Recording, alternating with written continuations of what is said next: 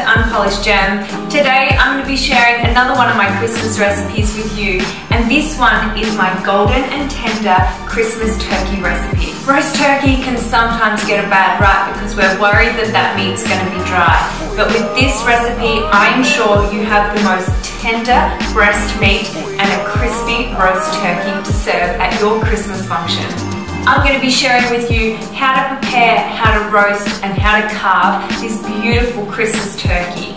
I'll also be making a homemade gravy with the pan juices, and I'll be posting that in another video. So what I love about this recipe is you don't need to baste this turkey throughout the cooking time. So I've got a really great hack for making sure that this breast stays really moist throughout the whole cooking time, and your roast turkey is going to be so tender and juicy. It's easy and it's simple. Tried and tested, so I'm making it as easy as possible to make a beautiful roast Christmas turkey, but we're not sacrificing on flavour. This is going to be the most beautiful Christmas turkey. We're adding the elements of the oranges, which just add a real seasonal touch. The rosemary, the thyme, the sage, and of course, the best ingredient is the butter. So this is what gives it that beautiful flavour. This is a real festive medley of ingredients, and this is going to be such a gorgeous Christmas roast turkey, and I'm really excited to share this recipe with you. So let's get started. This turkey that I'm cooking with today is a 5-kilo turkey that's going to feed 10 people. And I've created a cooking guide for you so you can see how long it's going to take you to roast your turkey. My biggest tip would be to make sure that you know the weight of your turkey, because once you know the weight, you know exactly how long you need to cook it for.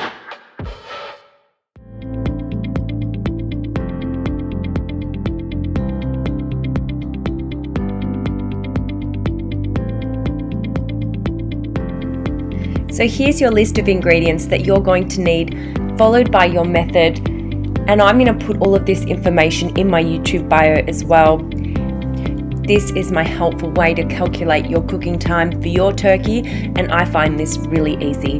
And of course, these are my recipe tips for you to have a read.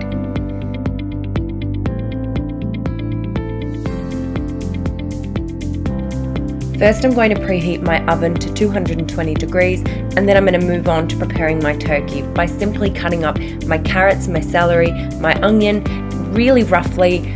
Doesn't matter, it's just really quick and easy. Put them in the bottom of your roasting tray, and they are going to be a base for the turkey to sit on. We want to reserve one of the onions because we're going to put that into the turkey cavity. We put the turkey on top and we simply pat any excess moisture off of it. We want it nice and dry. Place cut oranges in the base and up the carcass with that brown onion, followed by a small bunch of your herbs, so your rosemary, your thyme, and your sage. Prepare your herb butter by simply cutting your herbs up really finely like that. Put it in a bowl, mix in your butter, add some salt, and that's done. It's as simple as that. The herb butter allows the breast to stay moist while it's roasting. That's why you don't have to baste it. So let's move on to separating the skin from the meat here. So you'll see I'm working slowly and I'm working gently. I'm just maneuvering my hands on that breast, and I'm just removing or detaching that top skin from the breast meat, because this is where that butter is going to go. So it's a little fiddly, but just do it slowly, take your time. It'll take about 5 minutes, and you just want to slowly release and make room throughout that whole breast so that you eventually get right up to the top of the breast, and then you'll simply place 2 tablespoons on each breast and push that butter up, and I'm going to show you exactly how to do that.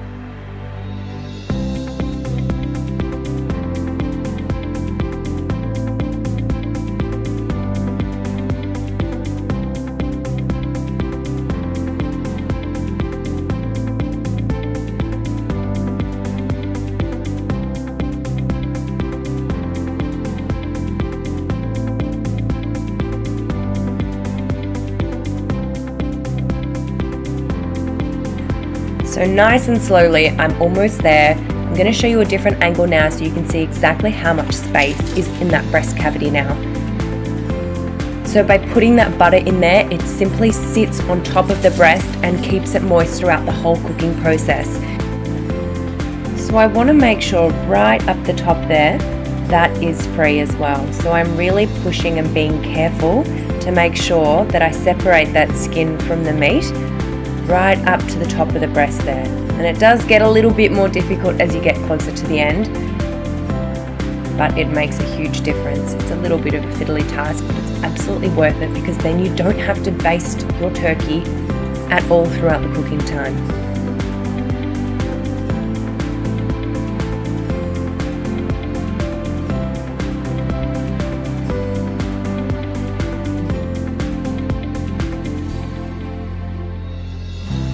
Amazing, that is now done, and I'm simply going to add 1 tablespoon at a time onto each breast. I'm going to use a flat hand, and I'm just gently going to press that butter up so it gets right to the top of the breast.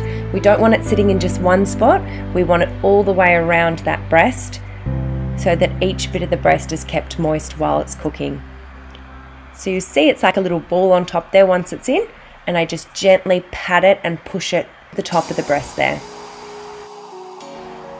Once I've added my 2 tablespoons of the butter mix to each side of the breast, then that is complete, and we're simply going to add the remainder of the butter mix all over the turkey. So this adds incredible flavour, and it also keeps the remainder of the turkey really moist so that you have a succulent turkey. And of course the butter adds so much flavour, and those herbs, it is just delicious. So I'm using my hands. Of course this would be horrifying for some people, and you don't need to do this. I'm just very used to this, but you can use simply a pastry brush, or you could use some gloves to make this a little cleaner and easier for you to do at home.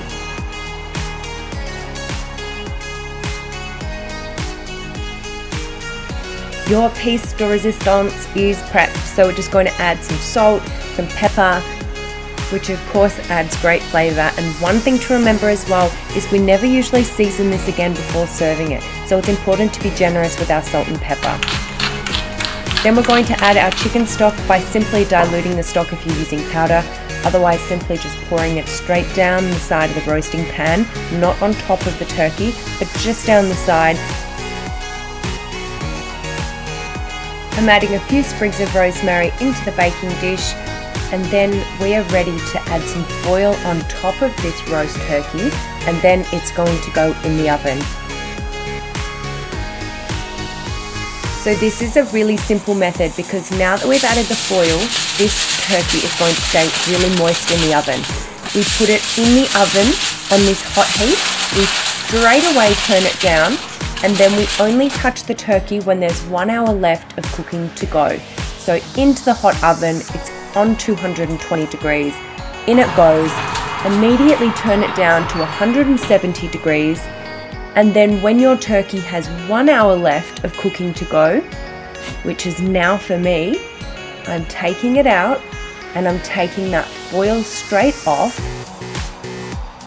and it simply goes back in for the last hour to crisp up and golden up.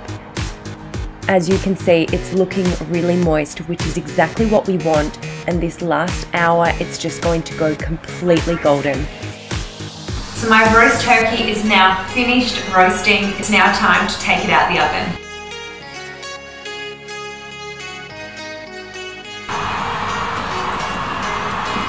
Woo! Wow, this is the beast. This is a 5-kilo turkey, and look how golden he is. He or she. It's very golden and it looks beautiful. You'll see that this turkey is so golden, and what we need to do now is allow it to rest before we carve it up. But it just looks so beautiful. I mean, if you served this at Christmas, it would be so impressive. It just looks incredible. As you can see, that butter has really aided in this turkey crisping up beautifully. All of the skin is so crispy, yet it's going to be so moist and flavorful. So now what I'm going to do is I'm simply going to remove it from the pan, and I'm going to move it onto the board and allow it to rest before I carve it.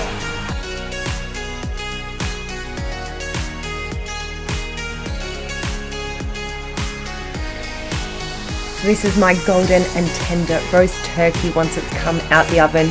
You can see how golden it looks, and all of those flavours that have been roasting in with the turkey are just going to make this taste incredible. I'm going to transfer it to my chopping board and allow it to rest, So I'm simply going to discard those aromats that are in the cavity. I'm going to squeeze out the oranges because they're going to make the most incredible gravy with the pan juices.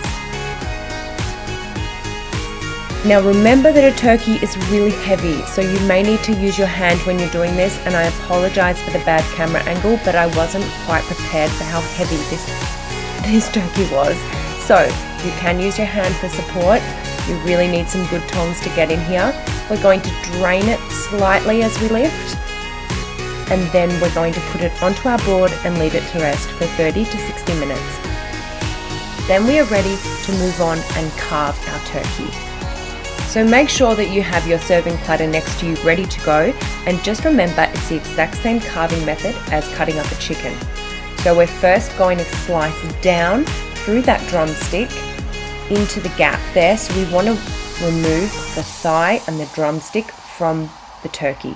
So I'm going to use my hands because this is a tougher piece of meat to a chicken, meaning it has bigger bones. It's difficult to carve. So don't be afraid to use your hands with this. So you'll see I've made the exact same incision there. I'm removing the thigh and the drumstick. I cut down through that angle to the bone, and then the best way is to use your hand to pull and release it.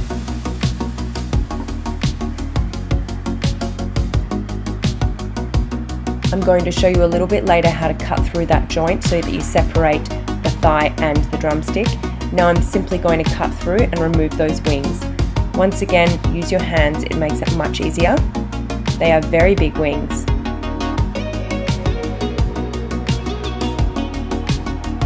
You might need the knife to just get through that final knuckle of the joint, and then they easily come off like that. Now I'm going to cut off each breast. I'm simply going to slice down the center where you'll see there is a bone, and you want to cut to the side that you're removing the breast from. I'm scraping along the carcass rib cage so that I don't waste or leave any of that breast behind. It's really easy to remove. I've made that second incision on the other side of the center bone, and then I slice down using the rib cage as my guide of where to cut. You can cut straight through that thigh and that drumstick bone, and it will just completely separate them both so that people can pick their favorite piece of meat when you serve it. I'm placing everything straight onto my serving platter. Now these thighs are very big, so what I'm going to do is I'm going to tear that meat off the bone so it's really easy for everyone to help themselves. I'm going to slice the breast up into thin pieces so everyone can grab a piece off the serving platter. Breast is usually the most popular cut of meat when it comes to serving a turkey, and it's really great because you get so much out of this one turkey. And when I present this meat on my serving platter, I like to separate all the different cuts, so the thigh, the breast, the drumsticks, the wing, so that people know exactly what you're serving, and then they can pick which is their favourite. I'm going to show you here again how I've separated the drumstick from the thigh. So you just slice straight through the knuckle that joins them together. I'm going to serve the drumstick straight onto the platter, and then I'm going to cut up my thigh like I did the other one, just because it's easier for people to help themselves when all of that thigh brown meat is served together, and then the breast meat is served separately as well. It's just nice when you're entertaining so that everyone can see what's on the platter. Now this is my other breast, and I'm going to slice it up nicely so that everyone can help themselves. It's incredible how much you can get out of this one turkey. It serves 10 people. It is such a feed. And remember, you can make the most incredible gravy with the pan juices, and I'm also going to be posting that recipe on my YouTube as well. So there is that breast meat. It is so beautiful and tender, and it is so flavorful with that herb butter that's just coated it throughout the whole cooking process. So that's how I like to serve my turkey, cut up, served, so that everyone can help themselves. It's really easy. Of course, I love to make homemade gravy, and I like to pour that all around the turkey and leave the remainder in the jug on the table for everyone to pour over their potatoes. So that is my golden and tender roast turkey recipe. I really love sharing it with you, and I hope it's made it easier for you to make your turkey this Christmas season with all of my tips and tricks.